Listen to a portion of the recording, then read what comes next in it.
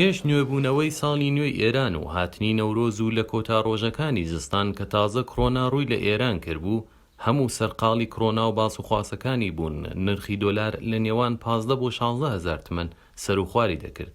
بەڵام لە ماوەی ئەم سێمانگەی بەهار و هاتنی هاوین ئابووری ئێران ئەوەندە کزولاواز بووە کە دۆلار لە ڕۆژانی یەکەمی هاوین خۆی گەیاندە 20 هزار تمەن و هێندی ڕۆژ 20 هزار تمەنیشی تێپەڕاندووە.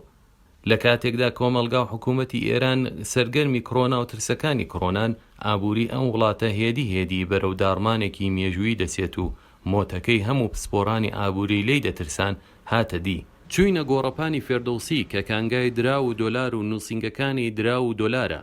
نرخی دۆلار لەم گۆڕەپانە ڕۆژانە بەرزی و نزمی پێدەکرێت، هەرچەند نیوەی نووسنگەکان بەهۆی ئاڵۆزی بازار داخرابوون و بازاری دەڵاڵەکان و دەستفرۆشەکان گەرم بوو.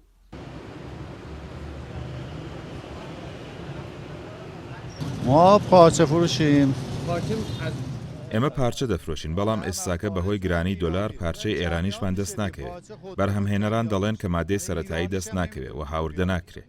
ئێمە کە پارچە دەکڕین لە دوکان نامێنێتەوە، هەر ئەو ڕۆژە دەفرۆشرێت. بەڵام ئێستا ئەگەر بمانەوێت پارچە بکڕین دەبێت 2 هێندە پارە بدەین. هەر بۆیە کەس توانایی کڕینی نییە و لەسەر دەستمان دەمێنێتەوە. بەڕای من هۆکاری گرانی دۆلار نەبوونی دۆلار لە بازاردایە و درا و دۆلار نایەتە ناو وڵات. ما در واقع کفاشیم، منتها الان با این وضعیت من کەفاشم و لە کارگاکەم پێڵاو دروست دەکەین و دەیدەینە ناو بازار. بەڵام لەم بارودۆخەدا چون دۆلار نرخێکی جێگیری نییە، نە ئێمە دەتوانین پێڵاو بە نرخێکی جێگیر دروستکەین، نە دوکاندارەکان لێمانی دەکڕن. کاتێک دەبینن نرخەکەی ئێمە هەرچی ڕۆژە لە گۆڕیندایە. تەنانەت ئەوانەی کالایشیان هەیە هەماری دەکەن تا بزانن نرخی دۆلار کەی جێگیر دەبێت، ئەو کات بیخەنە ناو بازار. کاری ئێمەوە بەرهێنانە و کاتێک دۆلار گران دەبێ ناچارین کالەکانمان بە گرانتر بدەین و ئەو کاتیش کڕیارمان کەم دەبێ. لە ڕاستیدا هەموو بازار لەسەر دەستی دۆلار هەڵدەسوورێت. تەنانەت بەرهەمی ناوخۆییش واتە شتێکە لە ناوخۆ بەرهەم دێت، وەک مریشک، وەکو گۆشت و خواردمەنیەکانی تر. ئەوەی جێی سەر سوورمان و سرنجە ئەوەیە کە سەرۆکی بانکی ناوەندی ئێران چەند ڕۆژ لەمەوبەر لە تەلەڤیزیۆنی ئێران دەیوت کە بازاری دراو ئێستا بازارێکی ئیحساسیە و نرخەکان نرخی ڕاستەقینە نین، بەڵکو بڵقەیەکە و بەزووی ئەتەقێ و دێتەوە سەر نرخی ڕاستەقینەی خۆی. بەڵام هەر ئەم بڵقەیە ڕۆژانە نرخی کالا و شتومەک بەرز دەکاتەوە و ڕۆژ بە ڕۆژ خەڵک دەستیان بەتاڵتر دەبێت و بەهۆی گرانی ناچارن کەمتر و کەمتر بکڕن. خیلی گرون شده و یکم تأسف خوردم. من هاتمە بازار هێندێ شت بکڕم و چاوم لە نرخی دراوەکان بە تایبەت دۆلار کرد و زۆر بەداخم بۆ ئەم حاڵەی کە بەرۆکی ئێمەی گرتووە. من سەفەرێکی دەرەوەم لەبەر بوو، بەڵام بەم گرانی دولار و دراوەکان وتم با دەست ڕابگرم بزانم بەڵکو هەرزان بێتەوە. لەم لاو هەرچی دولار گران دەبێت ئاوسانی ئابووری 50 هێند بەرز دەبێتەوە و ئەم ئاوسان و گرانیە پشتی خەڵکی چەماندووە. من آژانس مسافرتی دارم، سفرهای زیارتی کلاً قطع شده، عراق، سوریه. من نووسینگەی سەفەری توریستی و سەیاحەتیم هەیە.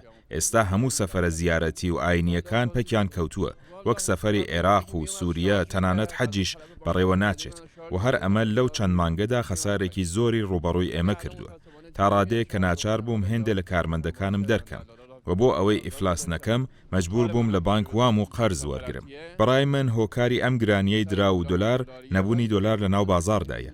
حکوومەت هەر کات حەزی لێبێ دۆلار دەخاتە ناو بازار و نرخی دۆلار دادەبەزێ و هەر کاتیش حەزی لێبوو ئەوە بازار ئاوا ئاڵۆز دەبێت. ئێمە ئێستا لە گۆڕەپانی فێردۆسی شاری تارانین. ئەم گۆڕەپانەی کە نرخی دراوەکان بەتایبەت دۆلار لێرە دابین دەکرێت و ڕادەگەیەندرێ بە تەواوی ئێران.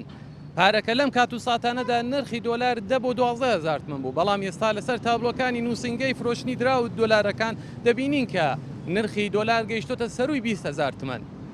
ئەم گرانیەی نرخی دۆلار وەدابەزینی تمەن کاریگەری ڕاستەوخۆیە لەسەر ژیانی خەڵک و ژیانی خەڵک زۆر سەختتر بۆ لە پێشوو. ئاکۆ شەمسەدینی گەلی کوردستان تارە.